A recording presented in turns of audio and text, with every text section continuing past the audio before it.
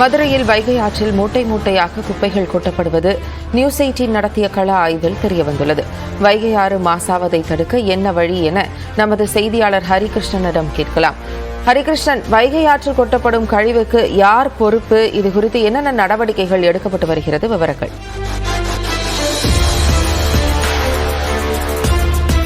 Jennifer, Madurai விளாங்குடியிலிருந்து Viraganur வரை 13 kilometre தொலைவில் இந்த நகர் பகுதியை கடந்து செல்லும் வைகை நதி என்பது தென் மாவட்ட மக்களின் விவசாயத்திற்கும் மதுரை மாநகரத்தின் குடிநீர் ஆதாரமாகவும் இருந்து வருகின்றது. இதில் வைகை ஆற்றங்கரையோரம் வசிக்கக்கூடிய பொதுமக்கள் மற்றும் தனியார் நிறுவனங்கள் சேகரிக்கப்படும் குப்பைகள் அனைத்தையும் மூட்டை மூட்டையாக கட்டி வைகை ஆற்றுக்குள் தூக்கி வீசுவது ஒரு தொடர்கதையாக நீடித்து வருகிறது.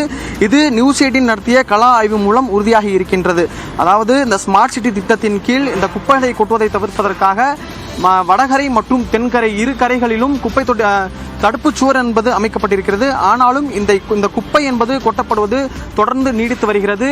பாலித்தீன், அதாவது சுற்றுச்சூழல் பாதிப்பு ஏற்படுத்தும் வகையில் பாலித்தீன் பைகள் மளிகை மற்றும் இறைச்சி கடைகளில் அதிகமாக பயன்படுத்தப்பட்டு மொத்தமாக இந்த வைகை ஆற்றில் கொட்டுவதால் இங்கு மேய்ச்சலுக்கு வரும் ஆடு மற்றும் மாடுகள் முழுவதுமாக அது உட்கொள்ளும் ஒரு நிலை என்பது ஏற்பட்டிருக்கிறது. இதனால் இந்த வைகை ஆற்று முழுவதும் ஒரு மாசடையும் சூழல் என்பது தற்பொழுது வரை நீடித்து வருகிறது. இது ஒரு புறம் இருக்க, இந்த வைகை ஆற்றில் மாநகராட்சியில் இருந்து சேகரிக்கப்படும் கழிவுநீர் என்பது இந்த ஆற்றில் விடப்படுவதாக தொடர்ந்து ஒரு குற்றச்சாட்டு என்பது இருந்து வருகிறது. தொடர்பாக எங்கெங்கு இந்த கழிவுநீர் கலக்கப்படுகிறது என்பது தொடர்பாக நியூஸ் 18 செய்திக்குழு ஒரு கள ஆய்வு மேற்கொண்டது.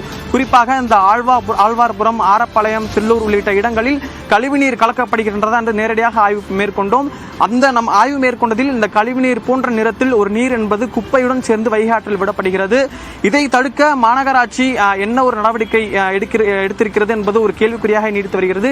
இந்த நீர் கலப்பது தொடர்பாக மாநகராட்சி ஆணையாளரிடம் விளக்கம் கேட்கும் பொழுது அந்த நீர் என்பது நேரடியாக வைகை ஆற்றில் கலக்கப்படுவதில்லை. இங்கு அமைந்திருக்கக்கூடிய செல்லூர் பகுதியில் மற்றும் அரசு ராஜாஜி மருத்துவமனை சக்கிமங்கலத்தில் அமைந்திருக்கக்கூடிய கழிவுநீர் சுத்திகரிப்பு நிலையத்தில் இந்த நீர் என்பது சுத்தம் செய்யப்பட்ட பிறகுதான் வைகை ஆற்றில் விடப்படுவதாக அவர் விளக்கம் அளித்திருக்கிறார். இது தொடர்பாக பேசுவதற்காக வைகை நதி மக்கள் இயக்கத்தின் ஒருங்கிணைப்பாளர் வைகை ராஜா இருக்கிறார். அவரிடம் கேட்கலாம். சார், இப்ப மாநகராட்சி ஆணையாளர் கழிவுநீர் வைகை ஆற்றில் நேரடியாக கலக்கணும்னு சொல்லி ஒரு பதில அளிச்சிருக்காரு. நீங்க அதை உண்மைன்னு சொல்லிட்டு நம்புறீங்களா? இதை எப்படி பாக்குறீங்க? இப்போ நம்ம நிற்கக்கூடிய இடம் வரலாற்று சிறப்பு மிக்க இடம். இதை வைகை ஆற்று தான் கள்ளழகர் திருவிழா மிகப்பெரிய அளவில் ஒரு 5 லட்சம் பேர் கூடக்கூடிய இந்த விழா. இப்ப நீங்க வீடியோ எடுத்துக்கிட்டு இருக்கீங்க, இந்த இடத்துல தான் நீங்க பேசிக்கிட்டு இருக்கோம். இந்த இடத்துல நிக்க முடியுதா? நிற்க முடியாத அளவுக்கு கடுமையான துர்நாற்றம் இருக்கிறது. இதில் தான் அரசு மருத்துவ கழிவு, மக்கள் பயன்படுத்தக்கூடிய குடிமை கழிவு, இப்படி பல்வேறு கழிவுகள் கலக்குது. இந்த இடத்துல இந்த பக்கம் பார்த்தாலும் சரிதான், அதுக்கு அந்த பக்கம் பார்த்தாலும் சரிதான். இரு கரையிலையுமே கிட்டத்தட்ட நாங்கள் ஆய்வு நடத்தல 36 இடங்கள்ல கழிவுநீர் தொடர்ந்து கலந்து வருகிறது. என்ன நடவடிக்கை எடுக்கணும்?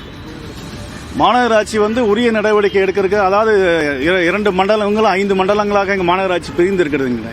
அந்த பகுதியில் இருக்கக்கூடிய பம்பிங் ஸ்டேஷன், ஆற்று ஓரத்தில் ஒரு 8 பம்பிங் ஸ்டேஷன் வச்சிருக்காங்க. இங்கே கழிவு சுத்திகரிப்பு நிலையம் போக முடியாத பம்பிங் ஸ்டேஷன்ல இருந்து இருக்கக்கூடிய தண்ணீரை பூரா என்ன செய்யறாங்கன்னா வைகை ஆற்றெல்லாம் பம்ப் பண்ணி அனுப்புறாங்க. அதனால தான் வைகை கரையோரம் இருக்கக்கூடிய 8 பம்பிங் ஸ்டேஷன் முழுக்க இதுதான் பணியாக செய்து கொண்டிருக்கிறார்கள். வைகை ஆற்றை மாசடையாமல் தடுக்க இந்த சுற்றுச்சூழல் ஒரு குழு அமைத்து நேரடியாக கள ஆய்வு மேற்கொள்ள வேண்டும் என்பதே மதுரை மக்களின் பிரதான கோரிக்கையாக இருக்கின்றது. ஜெனிஃபர், சூழலியல் பாதுகாப்பின் முக்கியத்துவம் உணர்ந்து ஒரு முக்கிய பதிவை வழங்கியிருக்கிறீர்கள். நன்றி ஹரிகிருஷ்ணன்.